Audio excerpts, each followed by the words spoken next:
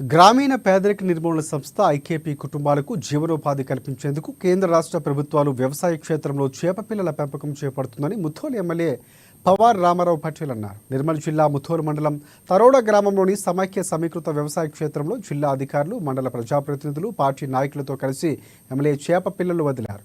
ఈ సందర్భంగా ఎమ్మెల్యే మాట్లాడుతూ వ్యవసాయ ఆధారిత కుటుంబాలను ఆదుకునేందుకు కేంద్ర రాష్ట్ర ప్రభుత్వాలు ఉచితంగా చేపపిల్లల పంపిణీ కార్యక్రమాన్ని చేపట్టిందన్నారు. డ్వాక్రా మహిళలకు మేలు జరిగే విధంగా ప్రభుత్వం అన్ని రకాల చర్యలు తీసుకుంటుందన్నారు. కేంద్ర ప్రభుత్వ పథకాల ద్వారా వ్యవసాయ కుటుంబాలు లబ్ధి పొందాలని కోరారు. స్టేట్ గవర్నమెంట్ నుంచి ఏదైతే ఫండ్స్ వస్తున్నాయి, చాలా ఫండ్స్ ఉన్నాయి. అసలు మనకు అందులో ఒక 10% కూడా నాలెడ్జ్ లేదు. ఇరుకులు గుంటలు ఉన్నాయి, పోల్ట్రీ ఫామ్ ఉంది, డైరీ ఫామ్ ఉంది, తర్వాత ఆవుల ఫామ్ ఉంది.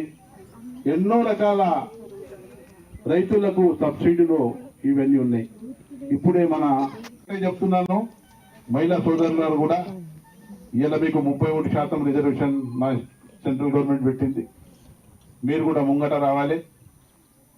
ప్రతి విషయంలో ఫ్యామిలీలో పిల్లగాళ్ళకి ఏమైనా కావాలా, వస్తువులు కావాలా, బట్టలు కావాలంటే భర్త మీద డిపెండెంట్ లేకుండా